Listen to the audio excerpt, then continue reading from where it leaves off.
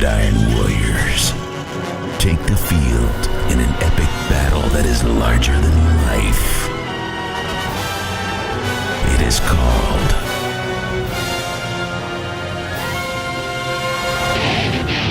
Texas High School Football.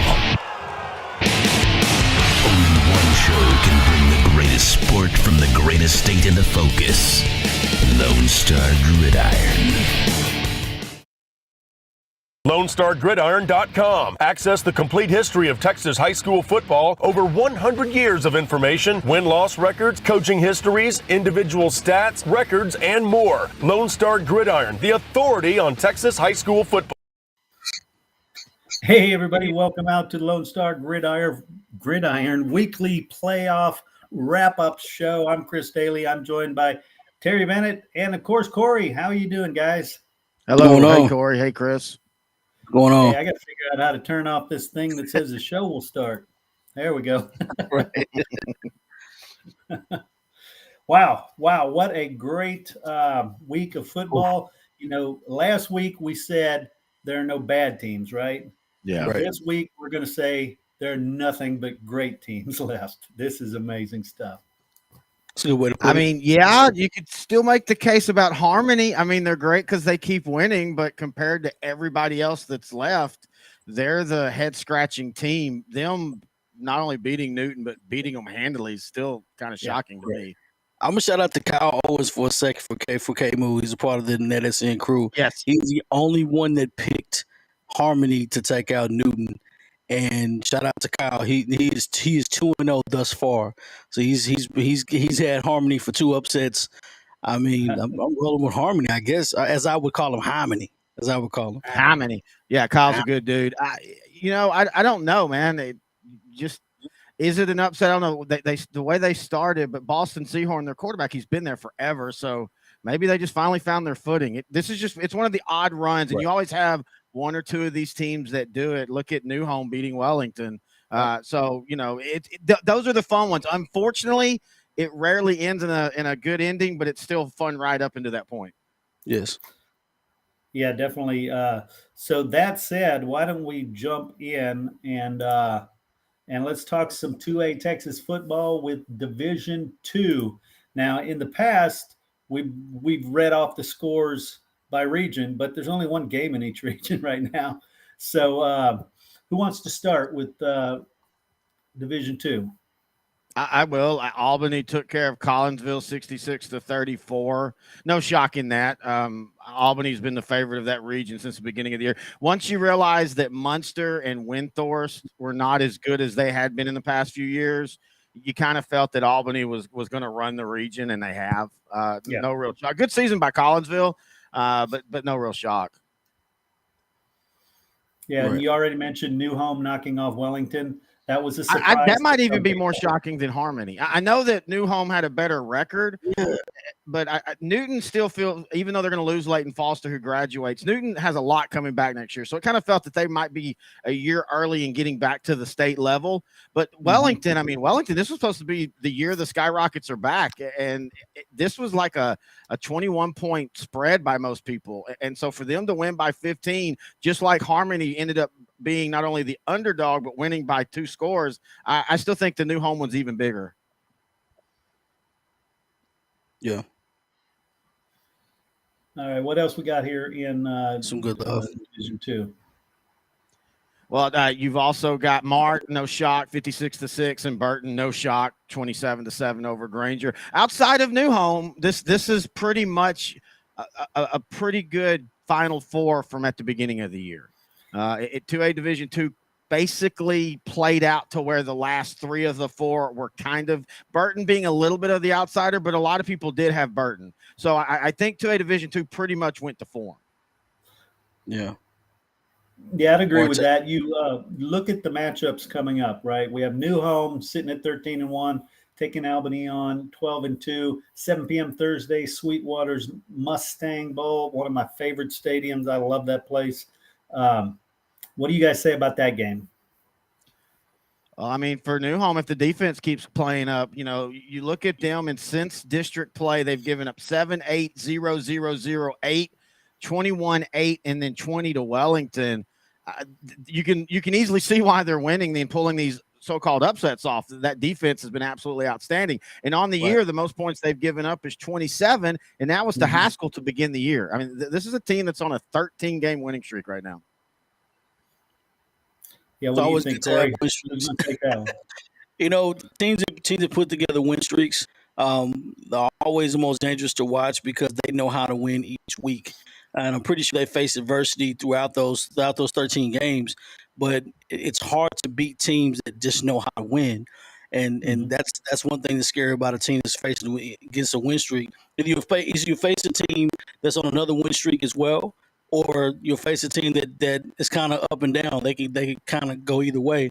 But like I said, I'm looking at the bracket. Mart, I don't want to take anything away from Wellington or Albany. Mart took care of Lovelady, which was a darling of East Texas. I say that because they came out of left field for us, and they took care of business. And we know how strong Mart is every year. So I'm anxious to see how they go. They put up a big 66. And you know, I'm anxious to see how that goes as well. So I'm interested to see what happens in this region.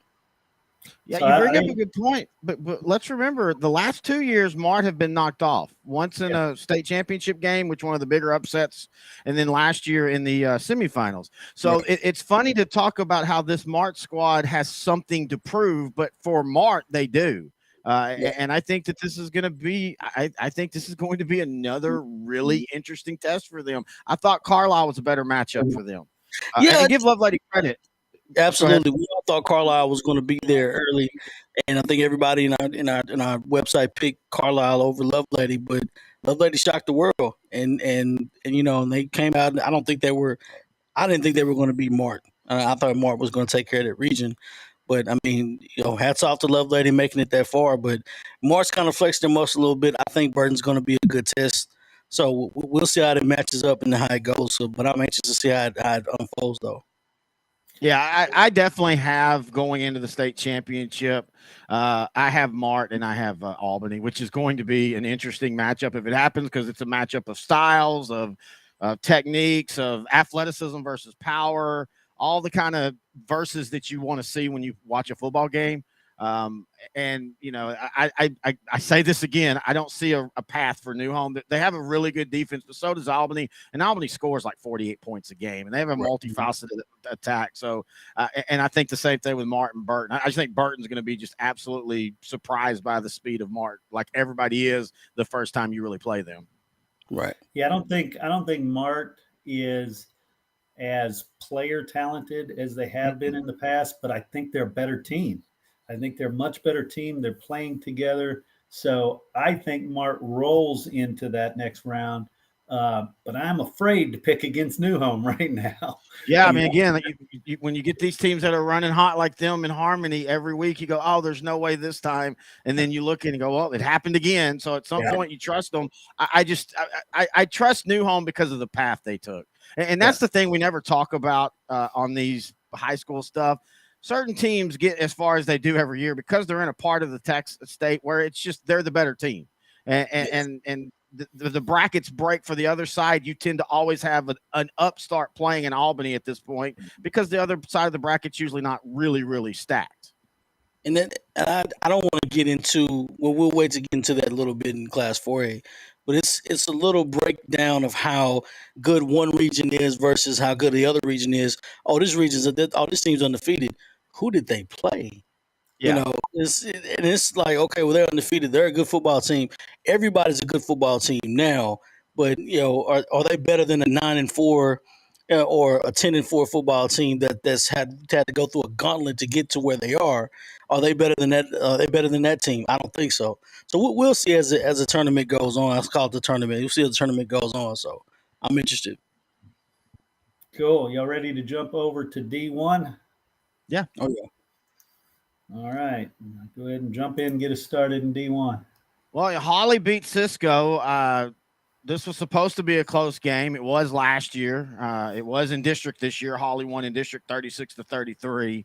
But they rolled 40-7, Yeah. and this kind of kicks in the old adage of you can't beat a good team twice. Well, if you're a better matchup, you can. I mean, if you're the better if you're just the better team, or if you have the better, what your strengths are really hurts their weaknesses, you can beat them all day, every day. And Holly's on a different level right now. The problem is there's like 3 other teams, or at least 2 other teams, that are also on a different level. Class 2A Division I, whoever is in the state championship game, it's going to be a titanic matchup, and it might be the best game of state of all the classes. Yeah, I would totally agree with that, because like you said, there's at least 3 superstars left. And then with Crawford, they're not necessarily a superstar now, but they have the lineage. Yeah, definitely. But yeah, you look at Timpson, and give Cooper all the credit, man. Cooper took Timpson to the mat. It took Timpson scoring 13 in the second, and then they kind of finished it off with 2 touchdowns in the fourth. When you're going up against Terry Busey, that's literally been Timpson all year. Kind of mingle. Third quarter, he picks it up, and next thing you know, he's got 4 touchdowns, and you're like, what the heck just happened? I do think Timpson plays with their food some a little too much, though, and that will hurt them. In this is where it gets real. You cannot play with your food if you're Timpson against Refugio. Shiner had Refugio down all night, and when needed, the Bobcats have, I think it was like a 12-play drive and just seal the deal. And for everybody saying Refugio's down, they're down compared to them. They're not down compared to the rest of the state. Well, Refugio is an interesting case. Like I said, they're right up the road for me, so I talk with Coach Herring a lot. You mentioned not beating a good team twice in the same season. Well, this is the second time they beat Shiner, but unlike the first time, you mentioned that drive, it was a 4th and 13, something like 70-yard score that gave them the go ahead. Yeah, that was the go ahead. The long drive was to tie it, and the thing about it was, it was a different game. The first game, it was Shiner kind of spit the bit some. In this game, Refugio, in my opinion, in that fourth quarter, just kind of imposed their will. Right. Yeah. And as much as you mentioned Timpson, right? Everybody thinks Timpson's a done deal. But this Refugio squad, if they don't get it done this year, most of that team is freshmen and sophomores. Yes. They're young. And they're huge on that line. That means you've got 4 years of great football coming. Go ahead. I don't want to I'm speaking for the East Texas group here. I can't. I'm not talking today. It's as we say here, is busting them. So we've been riding with Timpson for the longest. I'm gonna say, I'm excited for that group of guys. It's been a long time coming this year. I would like for them to beat the Refugio team, to be honest with you. But I don't have a dog in the fight. Like you guys said, it's going to be a epic matchup, whether they go or not. This is something that they couldn't get over the hump last year. And I think the Timpson team was 14-1. They went undefeated, and it's lost the last game of the year. So this is a team that's on a mission. So I'm hoping those guys get over that hump and make this far and make it to the state tournament. They deserve that. They deserve that state championship run. I do want to say, I think Timpson does win state. I think this is a better matchup for Timpson this year than Shiner was last year, because the Shiner with the power game, that's literally where they wore down Timpson in that game that was back and forth. Talking about Refugio being young, let's not forget, Busey's back next year. He is a junior, and there's a lot back on that team. So Timpson's not going anywhere either. But in saying all that about them and such, we got to remember Crawford, and look what they did to Toller defensively last night. That's impressive. Toller was a team that was averaging like 46 points or some crazy amount, and Crawford holds them to 7 points. And if there's always the great, even or out, is if you play good defense against a great offense, because great teams with great offenses, their defense can tend to lag because their offense will make up for it. And Timpson at times can give up points. If Crawford gets through Holly, which I'm not sure they will, but if Crawford gets through Holly, they could be a defensive team that could give either Refugio or Timpson trouble. Yeah, I can see that. Let's look at next round matchups where they're going to be. Holly versus Crawford, 7 p.m. Thursday at Mineral Wells Ram Stadium. Timpson versus Refugio, 6 p.m. Thursday at Cypress Cy-Fairs FCU Stadium. So both of those teams playing Thursday this week. Yeah, trying to line up because their state championship game will be on Thursday. Yeah. I like Holly in the matchup, even though I just talked everything about Crawford. Holly this year, last year they made it to the state championship and they lost. I just the way they beat, they just played Cisco the last district game and it was 36-33, and to completely come out in this game and just dominate. That's impressive to me because, we do the adage, it's hard to beat a good team twice, but usually the second game's closer no matter what happens. And in this aspect, it wasn't, and it wasn't close from the beginning. And I just think Holly's a bad matchup for Crawford.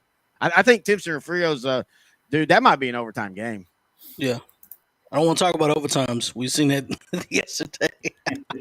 We had 3 overtime games. Yeah, I'm going to go with Holly in this as well. Timpson Refugio, I want Refugio to win just because I know those people better. Timpson was my preseason pick.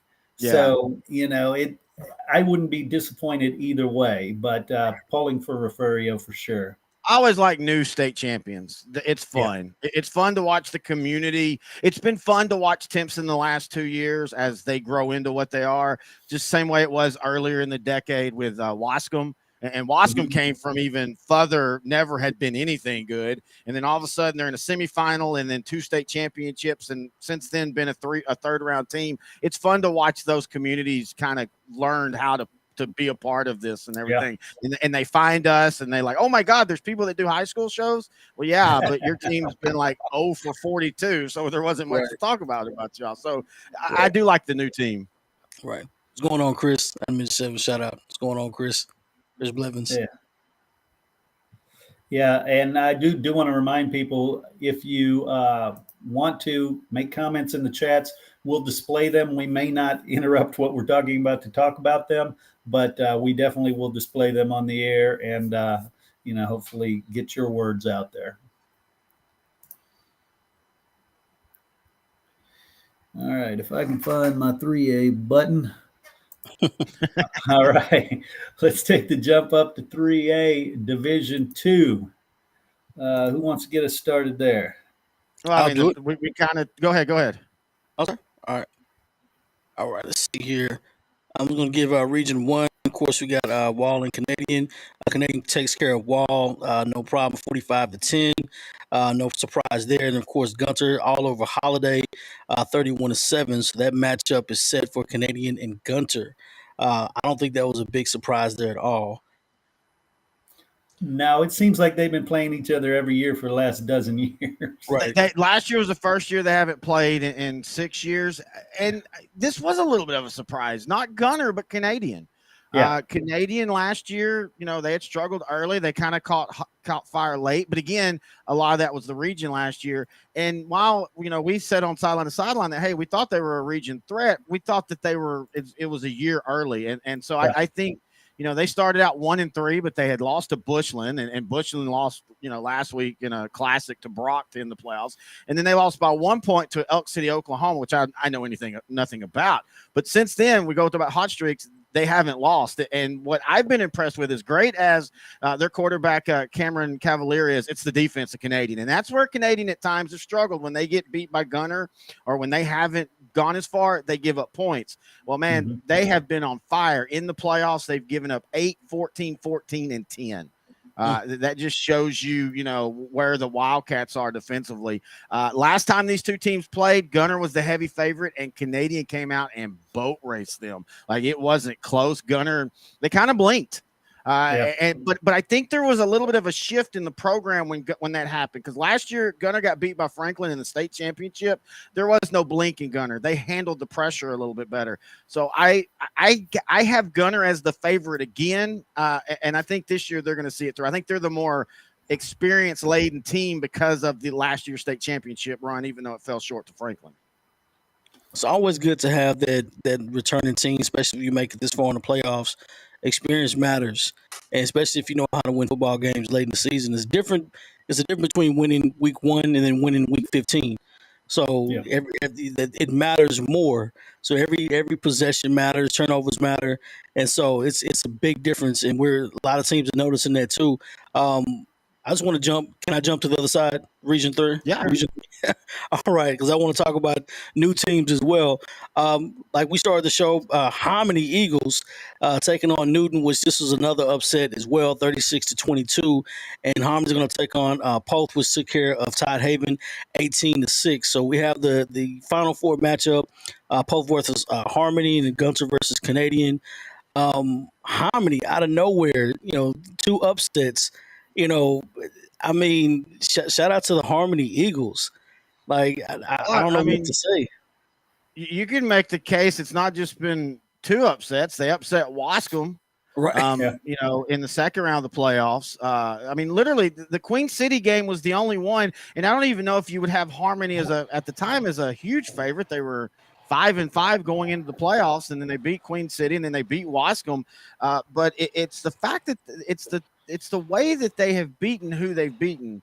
They beat Dangerfield 48-21 in district play. And maybe we should have – I mean, they lost to Dangerfield 48-21 in district play, and it felt like they were buried. But then when they beat Hooks 37-23, and then again this week beating Newton 36-22, they're not just winning these games by, like, luck and pluck. They went out and beat Newton. And that's the impressive thing. And they're matched up. I think they're matched up really well against a Poth team that's, again, a really solid team. But we have to ask, coming out of the region they're coming out of, East Bernard not being East Bernard this year left kind of a vacuum there. And Tidehaven and Poth are trying to fill it. And Poth wins, 12-6? I don't know if Harmony might not be the slight favorite in that game. Right. And then, of course, they have my favorite player's name thus far is Boston Seahorn. I mean, that's my favorite. And it feels like he's been there forever. It feels like he's been playing for 20 years there, because we saw him back when he was really, really young. And you got to give the credit to Tim Russell of building this program. And Tim Russell in the coaching world is just an amazing story. A few years ago, he lost his daughter in a tragic car wreck. He used to be the head coach at Pine Tree. He found Harmony, and he's just kind of made a home there and kind of rebuilt everything around him. And he's just a different guy, and I mean that in all the best ways. And I am very, very happy to see him having this success. And it's kind of apropos for him, for his team to be making this run. It's a underdog team, because that's kind of the story that he's been as a coach for the last 15 years or so.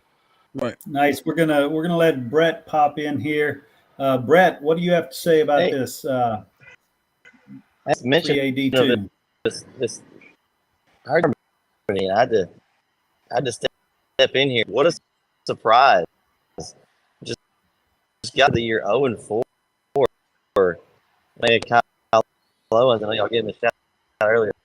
Be calling that game. I think he said maybe we were exactly where. I talked to him a little bit later. Yeah, I think they're a really good chance to make a run. Really nice.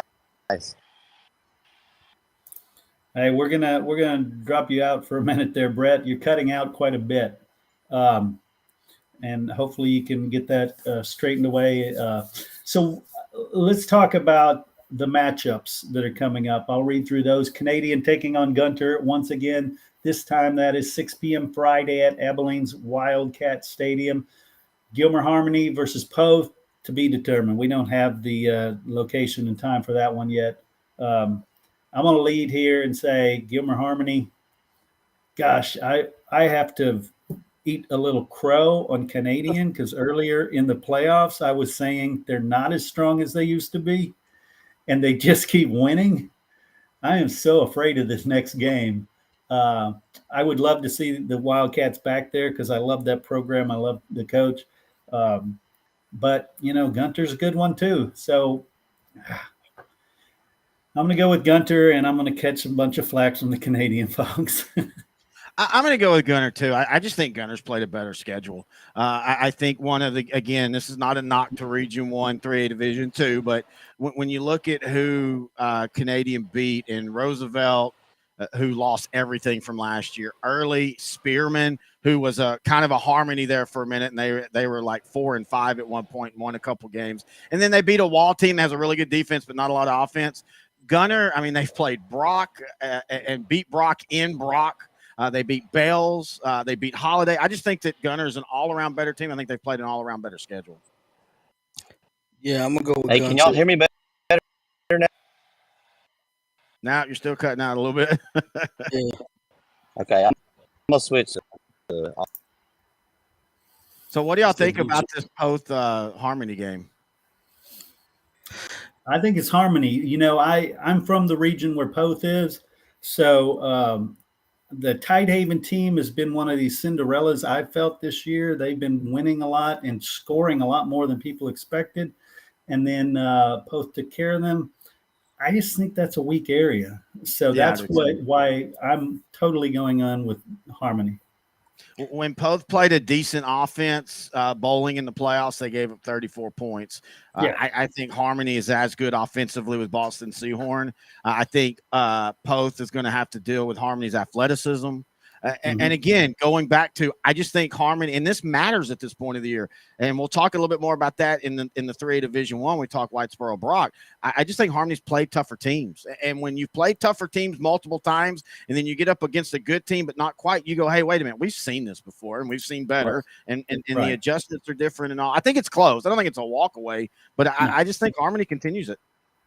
Right. I don't pick against an East Texas school. Not this far. I did one time, but I'm going with Harmony and Gunter. All right, we're gonna give Brett one more shot here. Is that better, guys? That's a little better. We think Right. so.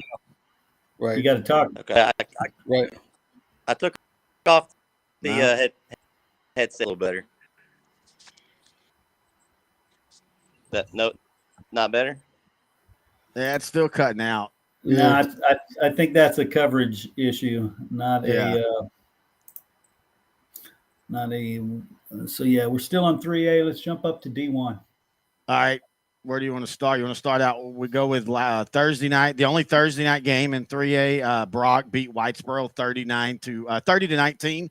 And this is a team that these two teams have seen each other 4 times in the calendar football year.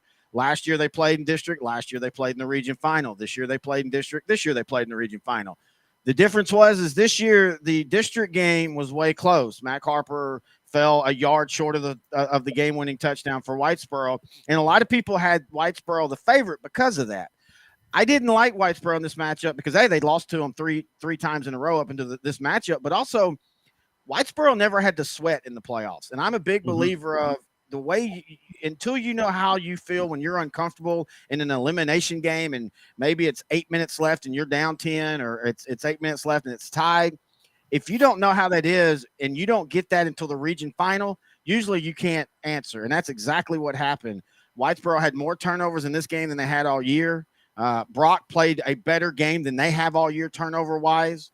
And I think all that matters because Brock has been sweating all year long with that non-district schedule. We kept telling people that 0-4 would bear fruit, and it's starting to bear fruit right now because there's nobody left that Brock's going to look at and say, hey, we haven't, and I'm talking the Franklins, all of them. None of them Brock can look across and say, hey, we haven't seen this year. They have seen all that this year. Playing Pleasant Grove, playing Wichita Falls Hershey, playing Wimberley. Yeah, I mean, you're talking about Pleasant Grove that just lost last night to Carthage, and if it wasn't for Carthage, Pleasant Grove would probably them or Gilmer would have won the region. Wimberley is still playing. Wichita Falls Hershey got beat 2 weeks ago. So I mean, Brock and Gunner, they played Gunner. So at the end of the day, that's 100% why I think Brock won that game. Whitesboro is just as talented. Yeah, Whitesboro is just as talented. They know Brock. But at the end of the day, Brock made the plays that champion teams make, and they couldn't make it. Is that better, guys? Yeah, definitely. Wi-Fi now. Yeah, much better. Oh, okay. Good. I think it's chance to talk about Harmony a second. I know what a run, and the team very well. We'll be on the show talking about this. A lot. They're basically all juniors. They're a year early as far as getting that extra experience this year, and they're playing with house money basically, just extra playoff experience, and that's about it. I would expect them to start the year possibly close. All right, sorry, man. We're gonna drop them out again. So he's talking about Harmony. Just in case people didn't hear, he's talking about how they're a junior class, and that this is playing with house money and everything. I agree, and then I don't, because I think, yeah, there is Harmony's talented. I'm not trying to say they're not talented, but this isn't one of those where, oh, everybody's back next year, they're automatically going to be a Right. 10-0 team. True. There is a little bit of the Cinderella run in this. And so, yeah, they're playing with house money, but you're never guaranteed. How many times do we see a young team get out in the region finals or the semifinals, and you say, oh, they'll be back, and then the next year they're not. And then the next year they make deep runs, but they can't quite get back to that same level. So I agree with it, but I also disagree. I don't think you're, especially with the way the matchups are with Poth, I don't think you're playing with house money at this point. I think it's winner. You're putting it all in the pot, because I mean you never can promise that you're going to be back, especially in that tough Region 3 again next year. Right. All right. Well, let's get back to D1. Malakoff Grandview. Malakoff wins 29-17. That's a game that a lot of people thought could have gone either way. Oh, yeah, that was one of the closest games of the year. These two teams have a great rivalry. It started like 4 years ago. We make the joke on Sideline to Sideline that it always seems to be a 28-14, 28-17, 21-17 game. And when they played earlier this year, Grandview won 21-17. And when Malakoff won last night, they won 29-17. That's literally their scoring. And give Malakoff credit. They scored 20 in the fourth quarter. This was a 10-9 game for most of the game. And Mike Jones at quarterback. Malakoff has always been a run first and then throw, but he gives them a true passing attack that can give teams trouble once Malakoff can get behind their secondary. And they do that by setting up that run and bringing those safeties in. And then Mike Jones will hit you over the top. And that's just a different element for Malakoff. I thought this was a win that Malakoff needed. A lot of times, if you face an opponent, they've beat you in the playoffs or possibly beat you in the season before. Getting over that mental hump, that makes a big difference late in the season. And this is a game, of course, this is the only loss they had all year. So this is a game they really wanted. You know, Grandview kind of cruised a little bit, and then Malakoff cruised too. But I'm pretty sure they targeted this game at the beginning of the playoffs. And like, you know, we could possibly play this team again. We want to play Grandview again, and they took care of business. I'm not going to not say Malakoff is not going to compete. This is a good one. I like how everything shapes up right now. Yeah, definitely. On the next one, Franklin, Columbus, 24-21. At the beginning of the season, just about everybody in the state handed the crown to Franklin and said, "Look, it's yours to keep till you lose it." And man, it was a tough game there against Columbus. Well, I mean, this is what we talked about all year about this region. Columbus, it's funny, Anna and Columbus, and we'll talk about Anna here in a little bit, but Anna and Columbus both beat state champions 2 rounds ago, or 3 rounds for Columbus. They beat Lorena in week 1. Anna beat Stephenville in week 2. Both of them lost to state championship teams last night. Anna lost to China Spring in a 31-17, and then Columbus lost to Franklin. And we had said on Sideline, I picked Franklin. I literally said simply because they're older. Columbus is a bunch of sophomores. They're 14 and 15 years old. Bryson Washington is a man-child at 17 years old. And even Jaden Jackson is a sophomore. He's not built like most sophomores. And you saw it in that last half when Columbus, who had played wonderful defense all night, when they needed it, Franklin, they drive 78 plays in 78 yards in 16 plays, take almost 4 minutes off the clock. And Bryson Washington scores to make it 24-21. I mean, that's we like to call it, that's big boy football right there. They won their 30th straight game the way they won their first game, their 10th game, their 15th game, by getting behind that slot tee and letting them boys just eat down the road. And that was an amazing drive.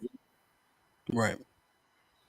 Yeah, definitely. Region 4, Edna knocks off Llano 40-21. Edna is looking like the team we talked about in the preseason. They're looking like they want to get the state. I know that's a tall order based on who they have next, but they're looking really good.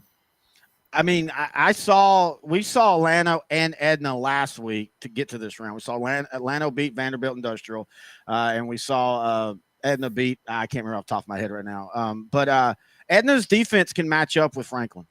Edna can play with them as long as they accept that your linebackers are about to get hit 42 times by that Franklin offensive line. And the scarier thing about Franklin is their running backs are a little bit bigger than their offensive line. They're also faster. So if that Edna defense is happy to keep putting that hat in there and stay in those gaps and stay disciplined and don't let the guards get to that second level, Edna can play with them, and I think Edna will play with them. I don't think this is an easy victory for Franklin in any stretch. And then you add Edna's offense, and at times, we said it on the show, sometimes they kind of play with their food a little bit and stuff. But, man, Jaden Clay, when he needs to make plays, he makes plays for the Cowboys. I think this is a one-possession, one of the more exciting semifinal games. Yeah, I'm with you on Edna. I was at their only loss of the season. Yeah, and that was against Tuhe Refugio, and you're thinking, what? But it's Refugio. It's Refugio with a bunch of really big boys, and they were beating them going into the halftime. When they came out, Edna started making mistakes. It was all Edna that beat Edna. It was not Refugio. Refugio took advantage of it, but Edna beat themselves. So I think this Edna team is so much different than the team that played and lost to Refugio. So they're looking better every week. I agree. I think that Edna versus Franklin, 7 p.m. Thursday at Katie's Legacy Stadium, that's going to be probably one of the best games Thursday. All right, what do y'all think about the Brock Malakoff matchup? Brock's battle tested. They've had a tougher schedule. Probably had the toughest schedule in 3A, to be honest with you. Maybe in football. Right. I don't know, man. I'm not gonna, of course, like I said before, my East Texas bias. I'm not gonna go against the East Texas team, but I think it's gonna be a tougher matchup than people think. My heart says Malakoff, but my brain says Brock. I think Brock. I think when you look at what Brock has done, it's funny to say a team that last year lost in the state championship game and has basically never had a bad year of football, yet this team almost feels like a team of destiny. Just where they like I said, they tackle Mike Harper in district at the 1 yard line to win a game. The very next game, they beat Paradise when they're going in to kick the game-winning field goal. There's a roughing the kicker, so they go ahead and just go and knock the touchdown in. They're down to Bushland last week, 27-10. Come back and win 51-27 against Whitesboro last night, or Thursday night. Like I said, a lot of people had Whitesboro as a favorite, and Brock was able to convert turnovers and keep that offense down. I don't know. It just feels like Brock might be on that track, and I just don't know if Malakoff. I think Malakoff has the athletes, like I said, with Mike Jones, that running game and athletic defense, but I just think Brock's kind of rolling right now. Yeah, I'm with you. I'm all on Brock's. It doesn't hurt that they've had a coach's show with us for 6 years now. I love those guys. But even last week, Malakoff and Grandview, I picked Grandview in that one. So I'm not sold on Malakoff yet. I am sold on Brock, the battles they've fought, the victories they've had, and the history of that team. I just can't pick against them. Right. It's logical. All right, so where are we going now? We're going to jump up. If I can find. That's not 4A. It's here somewhere. There we go. We're going to jump up and talk about 4A. We'll start off with D2 if I can get it to open up here. All right, who wants to get us started? Well, you got Glen Rose. They beat Monahans 62-14. We'll just do the two regions at once. Glen Rose beat Monahan 62-14. Carthage beat Pleasant Grove 45-14. So it's Glen Rose versus Carthage in the playoffs. I don't have where it's at right in front of me. So if either one of y'all do, y'all can give it. I'll give you that at the end. The Star. I think it's supposed to be at the Star. There's a lot of 4A and 3A has some really good games at the Star this coming up. Look, it's Carthage. And the Alamo Dome. Yeah. And the Alamo Dome. Yeah. It's Carthage. Okay. We all know.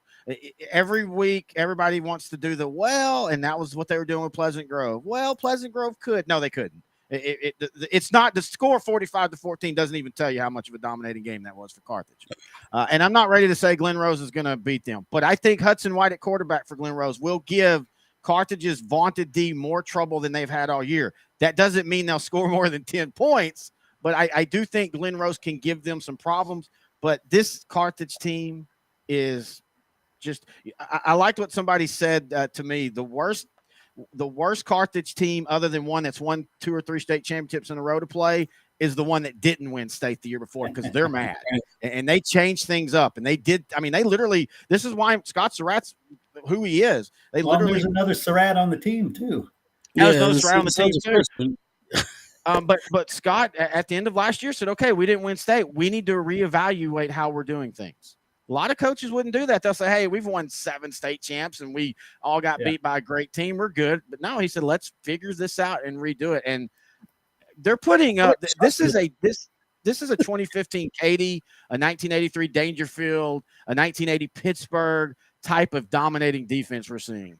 And I'm curious to see what adjustment they made because you win back to back state championships. Now all of a sudden you need to make an adjustment. Like you're okay. Typically you're okay in most communities. What adjustment? It's almost like a Nick Saban quote. Like I've won 9 national championships. What adjustments do we need to make? I mean, come on. And the very next response is, and it always is, and it's true, but it's also cliche. I guarantee you, if you ask Scott, he goes, "We went back to the basics. Right. We went back to the basics, like you weren't doing the basics last year." But just to have the program feel that it needs to refresh, even if it doesn't really refresh, it redresses. That infuses new enthusiasm into the program because now you've given these guys it. And I'm not saying this is a bad thing, but when you're trying to win state simply because you don't want to be the class that doesn't win state, that's cool and all, but it's really fun when you're trying to win state because you're trying to reestablish yourself. And that's what Carthage is doing this year. And I mean, Connor Cuff, for all the talk about defense, the offense, Connor Cuff, Noah Patty, Montreal Haddon, holy crap, this might be the best passing attack Carthage has had in this 15-year run. And there has been some amazing quarterbacks and wide receivers and everything. But with Haddon and Patty and I can't think of the sophomore running back who's literally averaging like 25 yards a touch. That's what Surratt always does too. He always has a little thing he changes about week 8 of the season. And I honestly, I've said this before and I'll say it again. I don't think anybody gets within 21 points of Carthage this year. I thought Pleasant Grove was wow. I like it. Yeah, I thought Pleasant Grove was their last big, stop or big opponent there because Pleasant Grove is Pleasant Grove. But now that we keep going, I don't know. I don't think Glen Rose is going to stand. I don't think Glen Rose is going to be a worthy opponent. But I thought the opponent was going to be one of the other opponents in the other region. But we'll talk about that here. Silsby? Yeah, I thought it was going to be Silsby. And the reason I think Glen Rose can give them a little bit of trouble, for as great as the Carthage defense is, I think the one thing you can say is they haven't really gone up against a true lethal passing attack. Mm-hmm. They've gone up against a Van who's down this year offensively and stuff. Gilmer, but Gilmer's passing attack isn't, everybody thinks Gilmer throws it all over, and they do, but it's a lot of short screens and a lot more running game. I think Hudson White of Glen Rose can threaten that. And I'm like you. I think if you're Carthage, not that they care, but I think Carthage would rather play Quero or Wimberly than play Silsby, because I think Silsby with that wide receiver could have literally given Carthage some back end issues on defense. Well, I do want to give Gilmer some kind of credit. Tennyson, their starting quarterback, was not available. He had hurt his leg in the second game. And so they and played. Llewellyn had to step in. Yeah, so they weren't full, but not to say that was the closest game they played all year, Carthage. Yep. So that, and I've talked to a lot of people from Gilmer in that game, and the game could have gone either way at some point. But I think if Gilmer had been full healthy, it would have been a tougher game than what it was. But shout out to Carthage; they took care of business as always. And then let's go ahead and talk about that one. Quero, 58, Silsby, 56, 3 overtimes. Quero did not lead until overtime. Until absolutely overtime, crazy. Exactly. That was a game of the day. They were down 20-7 at one point. And this is the thing that Grant and I have always said that Silsby's issue is sometimes they get complacent, whatever it is. But usually that would mean they would lose a game or two they weren't supposed to in the regular season. I'm really shocked, and give Cuero credit. Cuero, Jared Fiddick has done an amazing job. Jack Alvarez leads. He goes to Marshall. A lot of people are wondering what will Cuero do because Jack Alvarez had kind of brought them out of the woods for Cuero a couple years. That's how good Cuero is. They were down 2 years and they're wondering what's wrong with our program. But Jared has come in and he's absolutely got them obviously back at the top, but I'm absolutely shocked Silsby got beat by Cuero after being up 20-7.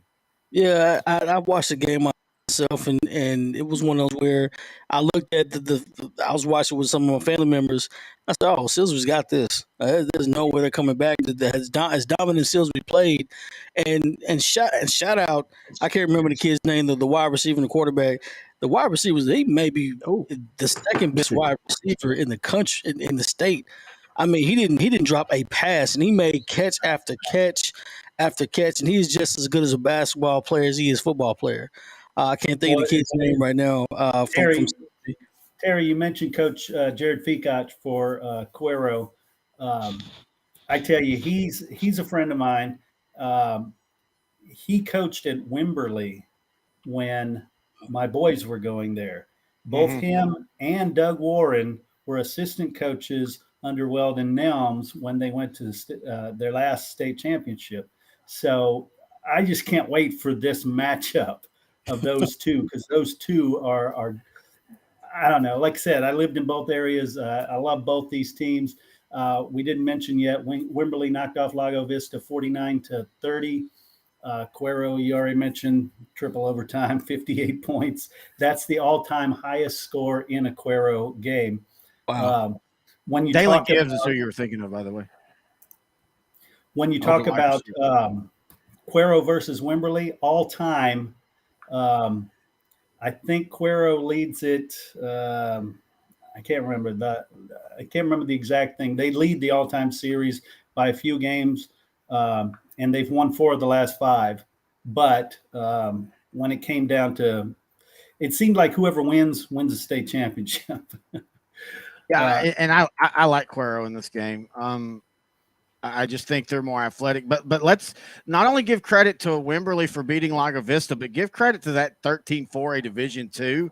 They were the last 4 teams in that region. So every team in 13-4A that made the playoffs outside of Wimberley got eliminated by a district brethren. That just tells you how dominant it was. And a great season for Lago Vista, jumping up into 4A Division II and put in a tough spot, and they go all the way to the region final. Coach Creighton Phillips did a wonderful job there. But in this matchup, I just think Cuero, it's weird to say this about a Region 4 team and Region 3 team. I just think Cuero is more athletic, and that's weird to say because usually when Cuero was in Region 4, they were always playing the athletic Region 3 team. Well, they flipped, and I'll say this, Cuero's linebackers might be the best linebackers in the state of 4A. And Chad Worrell, after they played them, that's literally the message he sent me. He goes, these are the best linebackers I've seen in 5 or 6 years. And where Cuero struggled was the back end, and Silsby was able to take advantage of it. But then Cuero started dropping one of those linebackers kind of back in a free-floating safety, and they still scored. Silsby still scored, but it caused a little bit more problems. But, yeah, that was a huge win for Cuero because I thought we were destined for Silsby versus Carthage. Look that way. Yeah, I agree. I was thinking that too, but I am so grateful that we get Cuero versus Wimberley. That's going to be a fun matchup. I do think that Wimberley has a better overall team, but I agree with you, Terry. There are better athletes on the Cuero squad, and they're younger. So if they are playing great, they'll win. If it comes down to which system is performing best, Wimberley's will.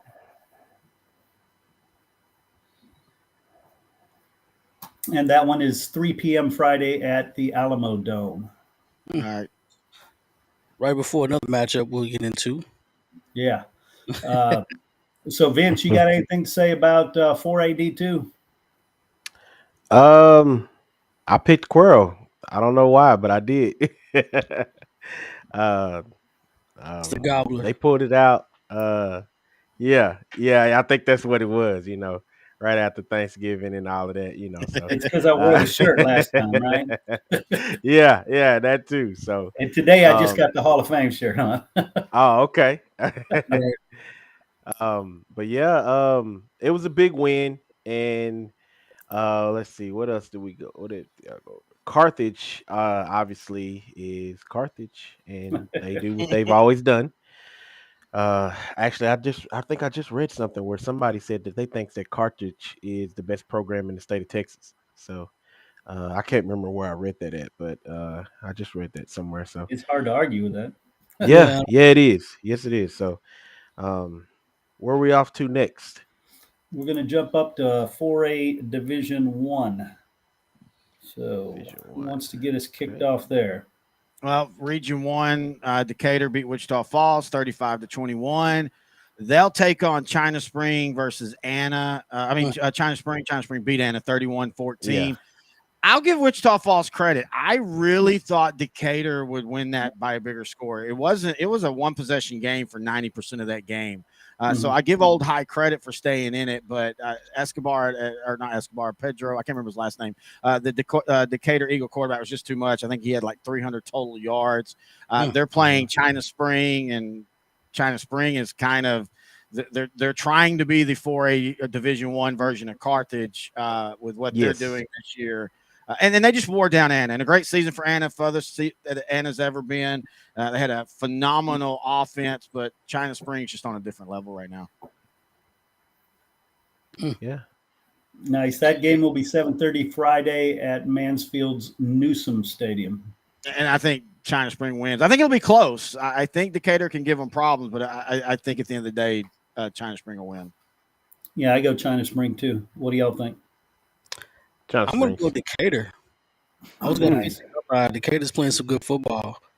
Preston So Escobar. That's the I name know of the it's quarterback. China Spring, but I know Decatur's playing some good football. It's gonna be close. Yeah. Looks like on the other side here, obviously Chapel Hill was able to outlast Kilgore 24-21. And then you have Bernie. Did I say that right this time? Is it Bernie? Yes. Okay. All right. I keep, and at the game last night, everybody kept saying Born. Oh, Chapel Hill has to play Born. And I was like, who is Born? Yeah, And I was like, oh, you mean Bernie? right. Bernie ends up beating Cal Allen 49-19. Went on ahead and put them away. Bernie is tough. Chapel Hill is tough as well. I expect for this one to be a big one. Kilgore gave Chapel Hill everything they could. I mean, me and Brett, we were at the game. They just, I don't even want to say like they ran out of steam or anything. They made a few small mistakes that I'm sure the coaches is kicking themselves for right now. Chapel Hill, they did what they had to do. It didn't work. Everything didn't work in their favor, but they just kept pushing, and you apply enough pressure, you're gonna bust a couple of pipes. So, Hey, I give it credit. Who had in their scorebook that this would be a low scoring game? Because I didn't. I didn't. I had Chapel Hill winning, but I thought it was going to be more in the lines of like in the 49-35, 56-48, something like that. And for both of these teams, and maybe that first game showed us because the first game was 32-20, but we all were like, well, they just don't want to show anything because they kind of know they're probably going to play each other again. So they're playing a little basic, but maybe it's just to the point where these two teams know each other now. So yeah, it's that's kind of. And both teams played basic yesterday. It wasn't any big. It wasn't anything flashy. Only thing Chapel Hill did different was not run Ricky Stewart and run the sophomore quarterback. A lot of quarterback keepers. Kilgore keyed in on Ricky Stewart, and then we ran it. We ran Ricky. They just were ready for Ricky. They just we have a they prepared. They prepared for what we gave them last time. Right. When we did the pregame, I did mention that I thought the defenses might show up more, but I didn't have the score 24-21. I think I said 34-28. Right. But I was thinking that some defense was going to be played last night. So, but both teams were amazing. Isaiah Ross was amazing as usual.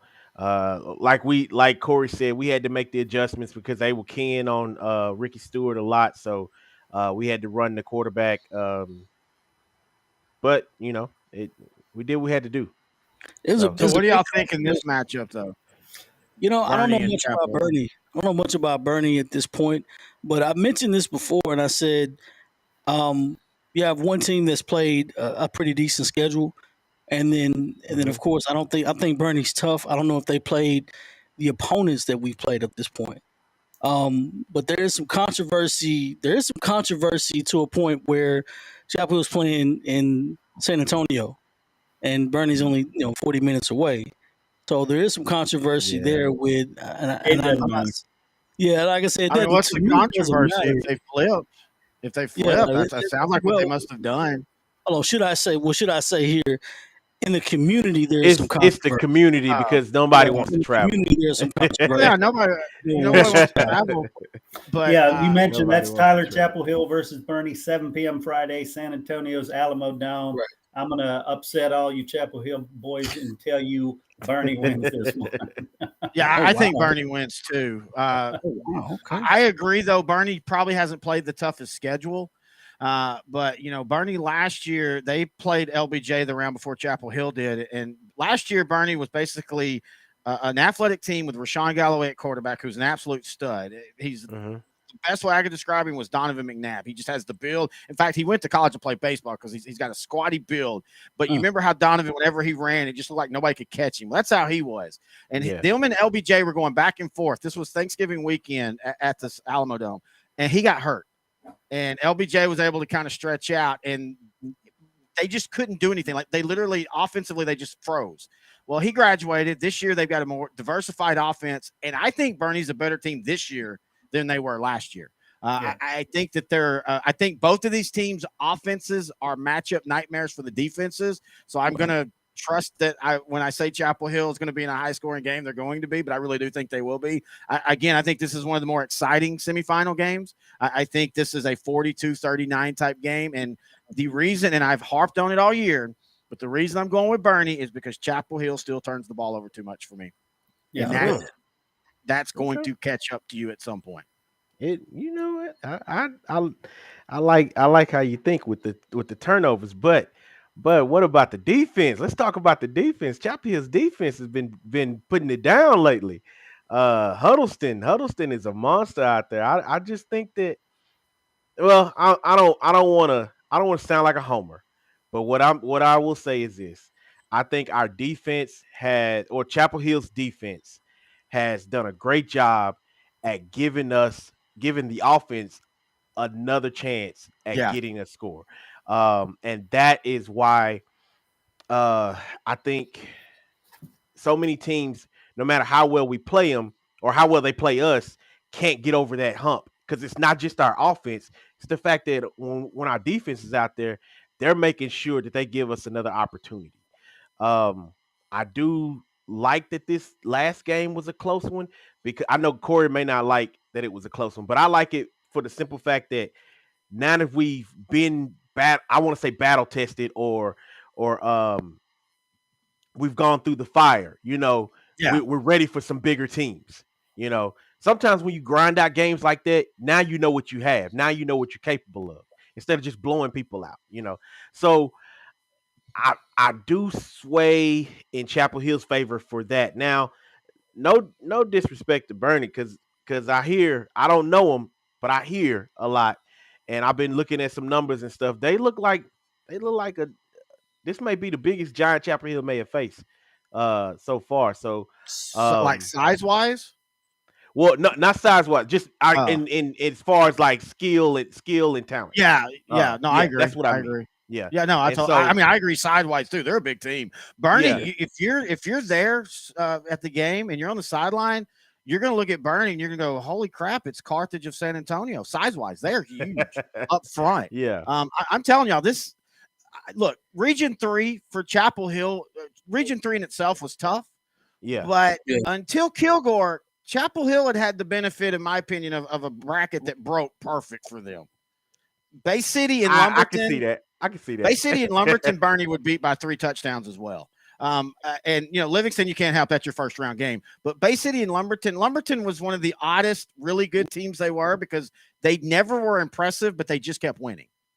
Right. Okay. And Okay. And Chapel Hill, and look how they jumped on Chapel Hill. But once Chapel Hill kind of calibrated to Lumberton, that was one of the easiest comebacks. And I mean that as a compliment, because Chapel Hill realized, oh, okay, we got this. Yeah, they're ahead, but we're good. That's one thing I've been saying about Chapel Hill is that we're second half ball club. Mm-hmm. We were sitting in the box up there last night, and the Chapel Hill guys up there, they were a little nervous because it ended 7-7, and it could have easily been 21-7 and against us, and I just looked up at Brett and I told him, I said, Chapel Hill's second half ball club. So honestly, unless Kilgore finna come out and show a whole new lineup or something, I Yeah. ain't worried about it, because Chapel Hill has done this all year. The second half, they make the adjustment and they come back out, and they even the games we lost, like the one to Gilmer. Gilmer did kind of come out on top of us at the beginning of that game. If you remember, though, that third quarter was all Chapel Hill. Yeah. It was I was at too that game. far of a gap. It was just Yeah, too I was far of a at that gap for game. Chapel. And this is why I judge them harshly. They beat Gilmer without the turnovers. I mean, there was a 6-minute period in that game where it looked like Chapel Hill was playing that old game hot potato with the football. I think it was 5 snaps and 3 turnovers at one point for Chapel Hill. And that's where that game swung. But that's kind of what they done all year when they've played solid defenses. They score, but they have a tendency to give the ball at bad times. Give it away. And you're at the point, and technically you're at the point last week or against Kilgore, but they did a better job. But you're at the point now, if you have 2 or more turnovers and you don't cause 2 or more turnovers, you're probably going to lose the game. That's a wrap. Right. Yeah, I can see that. I can definitely see that. This is we're at that point now where everybody's good. Everybody's great at this point, and whoever makes the fewest mistakes win. Right. So, there it is, Chapel Hill. If you're listening, keep the ball. Hold on to the football. All right. Well, let's jump up to 5AD2. All right. So jump in. Let's get us going. Want to see here. 5AD2. All right. I go ahead and start to see. We have Region 1. We had Argyle taking care of Wiley 35-28. That's in Region 1. Region 2, South Oak Cliff taking Melissa 30-16. And then we have that matchup, Argyle versus South Oak Cliff. That will be a matchup for the ages. That'll be in Crowley ISD, 7:30 p.m. on Friday the 9th. That's a great stadium for that game. Look, man, South Oak Cliff, they're either living with destiny with these games in the playoffs, or they're living on borrowed time. I can't decide. They should have boat race Lovejoy, and they almost lost. Then Midlothian Heritage hangs on, and this looks like a 2-score game, but this Melissa South Oak Cliff game was close the whole game. But that offensive ground game for South Oak Cliff, back-to-back games with a running back that has 200 yards, that's not a big deal. But it's 2 different running backs. That's Terry, amazing. Are you saying that this is looking like a Cinderella story? Well, I mean, can you be a Cinderella when you're the defending champ? I don't know. Never underestimate the heart of a champion. Well, and I'll tell you this, Jason Todd, every week for the last 3 weeks, I'm going to pick against him this week. Jason Todd at South Oak Cliff has done an amazing job of making his program feel like they're still the underdogs. When they're the state defending champ, the obvious favorite of this division all year. But if you go into that locker room, you're going to hear about how they're being wronged and they've been aggrieved, and they need to show the state that last year was he has done such a good job of keeping that message in, and saying, hey, we lost Kyron Chambers. We're not the same team. Y'all aren't as good. And they're eating it up. They're eating it up. They're eating it up. But I am worried, if they keep playing with their food like this, Argyle and BJ Runnels, the running back, can absolutely beat this team and could beat them by 2 touchdowns. The South Oak Cliff don't watch out. Right. Okay. And what do you think about that Port Neches Grove win over Fort Bend Marshall 29-21? That one was a great victory for the. Well, everybody was looking for Fort Bend versus South Oak Cliff. Yep. Fort Bend had ended P&G's year like 5 of the last 6 years or something crazy like that. I saw P&G. We went down and watched them play West Orange start. earlier in the year, and it's so funny. Grant and I this week were talking about, wow, did we really think we were looking at a region champion of PNG when they played West Orange Start? But hey, they've beat everybody that's in front of them, and that's all you can do.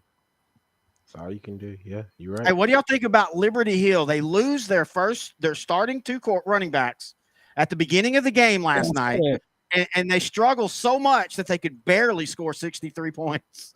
I mean, that's crazy to think. We all talk about bevy of backs, and Liberty Hill always has it. But to lose your top two and still score 63 points like it's nothing, that is absolutely crazy. Or that's a system. Has the worst defense in the world. Yeah, but they don't have the defense. They gave up 43 to a Flower Bluff team that doesn't score 43 points a game. Right. Well, that's always been the thing that nobody talks about with Liberty Hill. Even in 4A, they've never been great defensively. They've always given up points, but they're always going to bet the odds that they're going to keep the ball longer and they're going to score on more chances than you do. Well, they're going to have to when they go up against PNG. I think they'll beat PNG. Legacy Stadium, 7 p.m. I think, in fact, I think they might handle PNG a little bit because PNG's offense, I know we just talked about Liberty Hill's defense bad, but PNG's offense has been up and down. And defensively, West Orange Stark, who was not West Orange Stark this year, they had a lot of success on the ground at times. And it's Liberty Hill. You know Liberty Hill's probably going to score 35 no matter what. Cool. So who y'all got coming out of the semifinals? Want me to cheat? Oh, Mark Henry's here. What's up, Mark? What's up, TB? What's going on, fellas? Just wait up? I'm listening to you, baby. I was at that South Oak Cliff. I was at the South Oak Cliff, and it was the difference was the 4 turnovers, interceptions. They made them one-dimensional. The defense out the run game. Danny Green Jr. had a day. 3 touchdowns, and the last one kind of Roger Craig-esque, with the high step in, and he just trucked the defender right on the goal tone. And to piggyback what you're saying about Coach Todd, he lives on the edge, guys, that everybody's, coming to play against them with their best game. I mean, they're defending state champions. Answer your question, Chris, Liberty Hill, South Oak Cliff, round 2. That's who has that quick. I'd have no problem with that. I was there last year when South Oak Cliff won Liberty Hill, but that offense is different. The days of the spread offense takes, you don't see that kind of quick strike.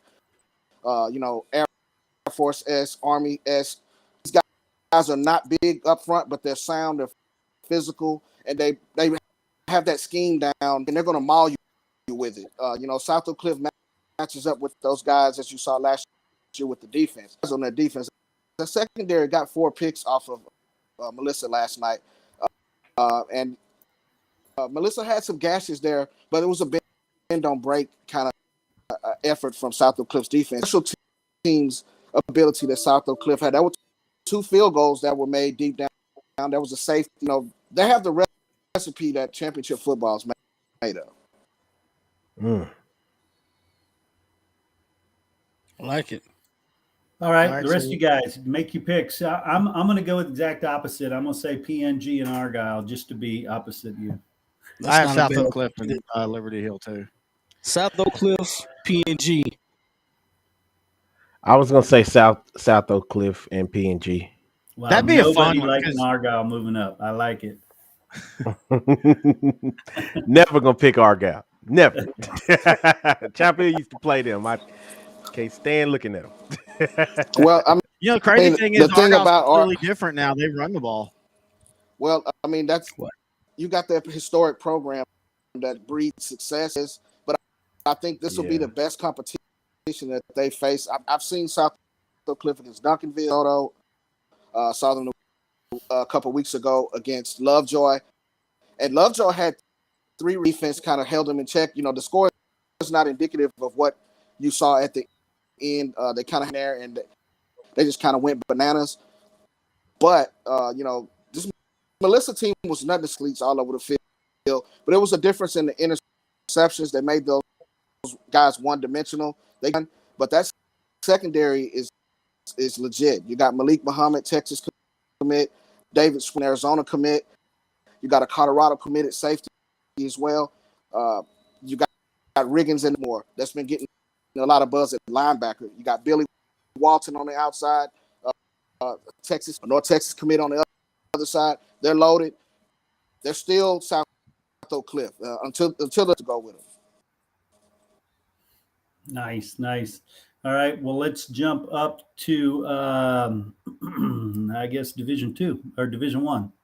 Well, we only have one game that's been played. Longview beat Timberview last week. And last night. Timberview, that was a close game. It turned out 37-21, but that was a lot closer.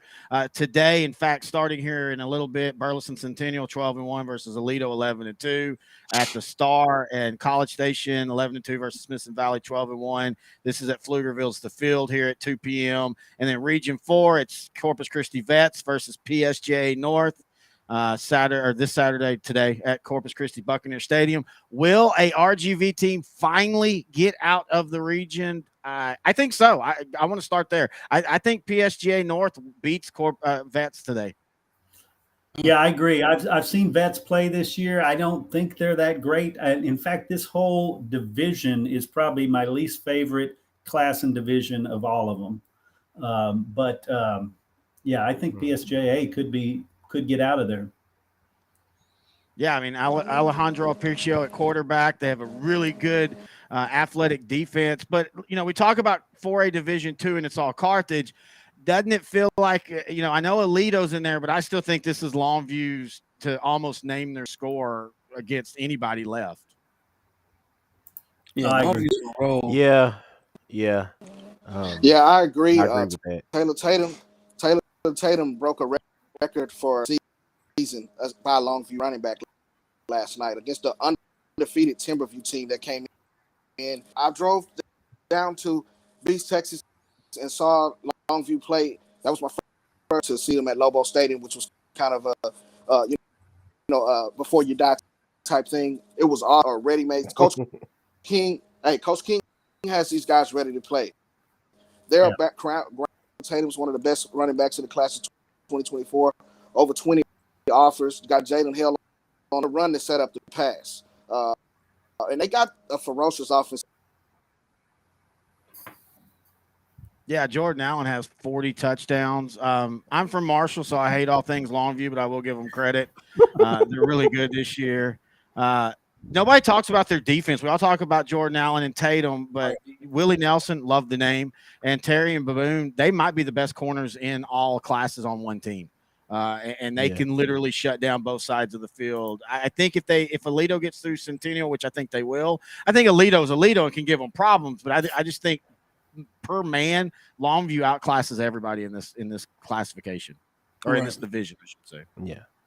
Well, I agree with your Longview statement. I think Centennial might still continue to surprise some people, though.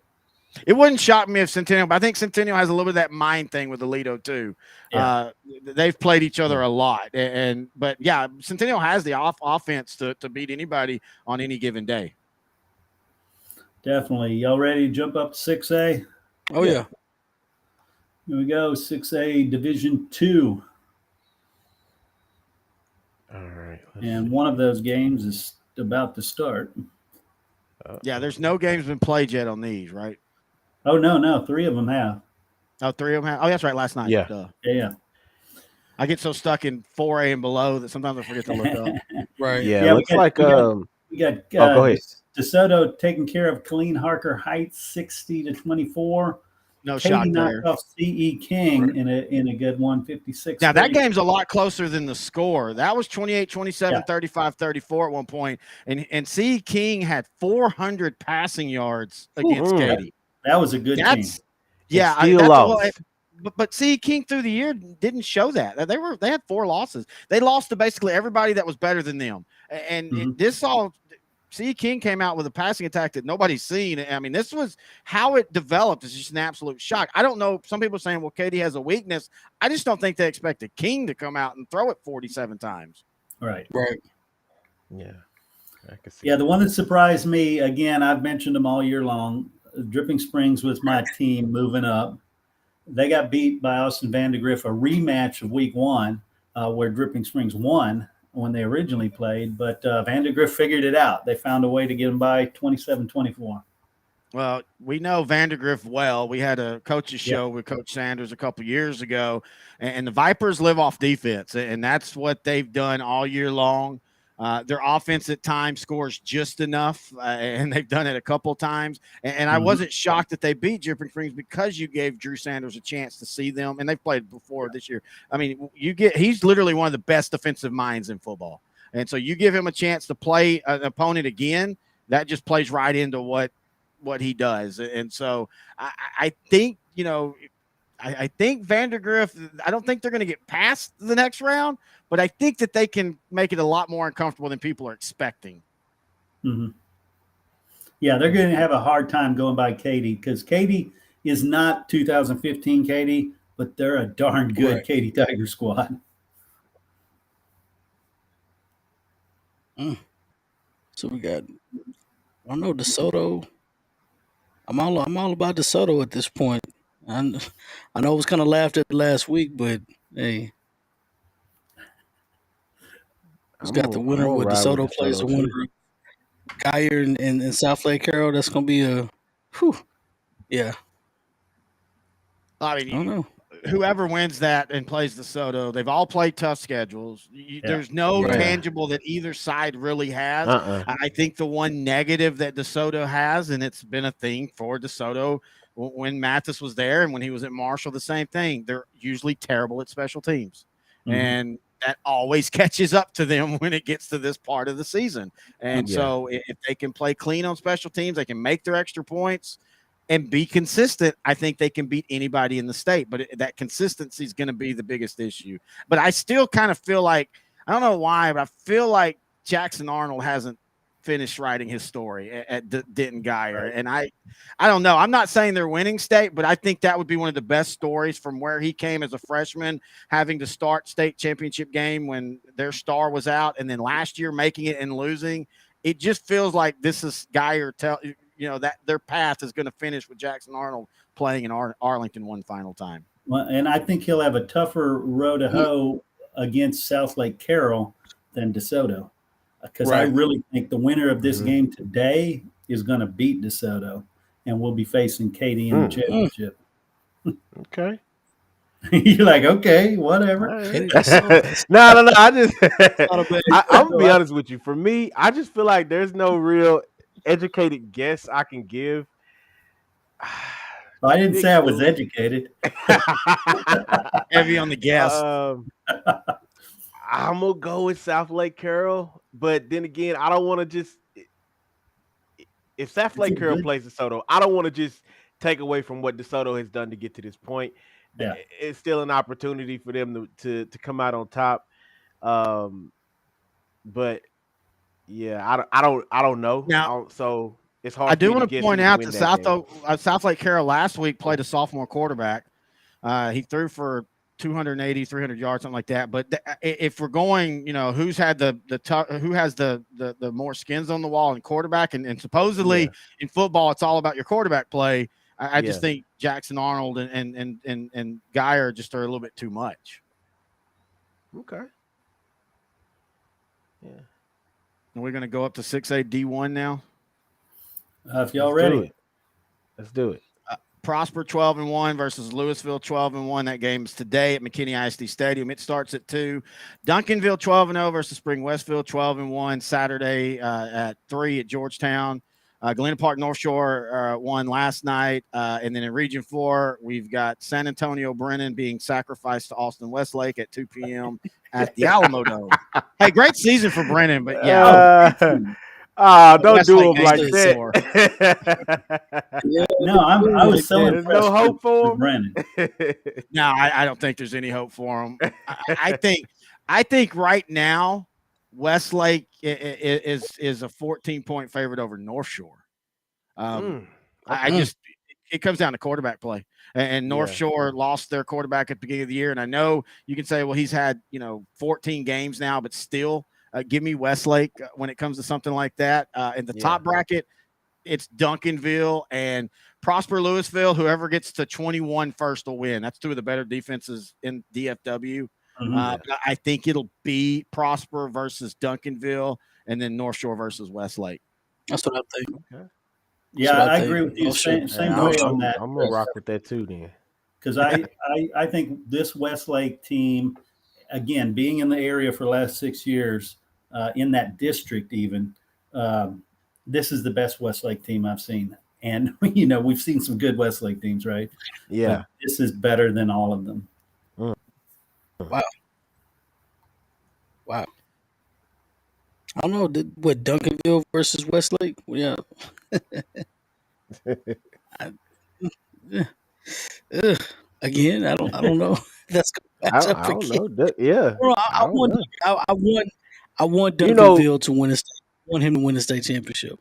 I really do. I we just talk feel like about the there's one coach. what'd you say? What's up? No, I what were you said, if saying? there's I didn't one want to cut you coach off. I want to win the state championship, it's got to be Duncanville's coach. I Duncanville. just he's had a very good program for a long time, and Yeah. I don't want to say the deserving part about it. I want him to get that final taste of victory, and how fitting would it be if you get a second shot and Yeah. and win another. I don't think that. Listen, Westlake is probably going to beat North Shore again, and then. Will it be Duncanville, North Shore? I don't know, but North Shore kind of robbed Duncanville last year. It wasn't a Mhm. matchup at all. They, It wasn't a matchup they, at they all. ro- I won't say you said robbed them. they robbed him last year? They took care of business. They took care of business last year. It wasn't the game we were Well, hoping for. sideline for that. When the game was what you hoped for, it was Duncanville and North Shore miss each other. They like to run the ball. They play great defense. Athlete for athlete, it's usually draw depending on where they match up. They beat them on a skinny post route last year. And that guy who caught that is a quarterback for them and UTSA commit David Armendor. He's been doing a phenomenal job. North Shore's, you got Rashad Johnson and you got Hardeman, two of the best backs in the state. Hardeman's a senior. And Baby Bo is what they call him. Rashad Johnson is a senior. They live salty as well up front. They got some of the best athletes in the state. I'm gonna go against Shore just because I believe in what Coach John Kay's been doing for a while. Until you knock the champ, I'm gonna still go with him. I think we get Duncanville, North Shore again in the championship deep times, and I don't think anybody's gonna beat them. But when the team has your number, it's just kind of one of the Buffalo Bills from the '90s. They just couldn't get over that. It's a mental thing. You know what I mean? And listen, I want Coach Samples. I've been around this program a number of times. I know some of these guys on the defensive side and come through this program. It's a legit program. I just think that sometimes they have your number.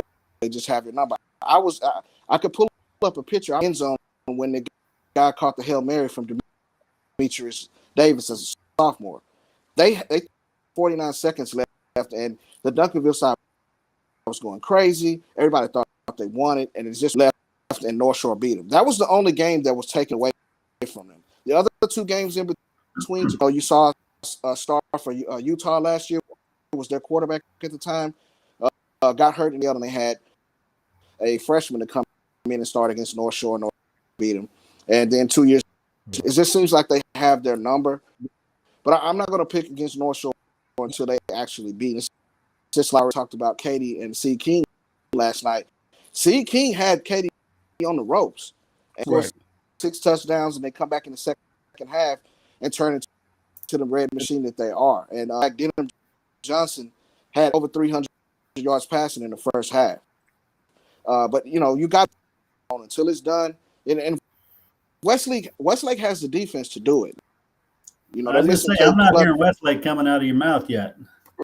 Yeah, but I just because I'm able, I know that they got those bookings on the defense on Westlake, and I think that, but they went down there the year that they beat them with Kate Klubnik was a junior. They went down and beat them fairly well, So it's going to depend on how the matchups go, but I'll take North Sheet of a 4P or 5P of Duncanville North Shore. That's kind of what I want to see as well. Nice.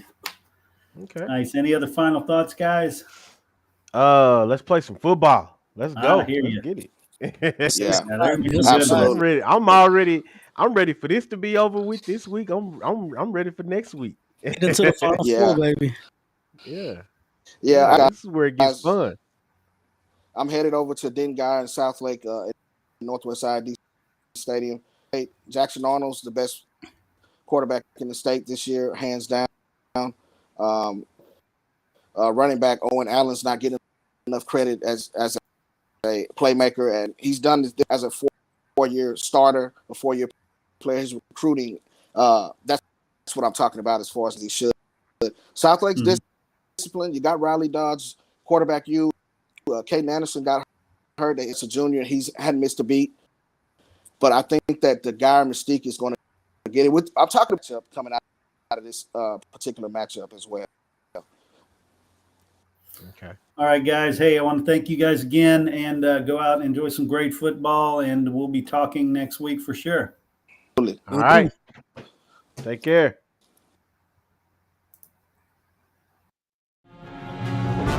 Gridiron Warriors take the field in an epic battle that is larger than life. It is called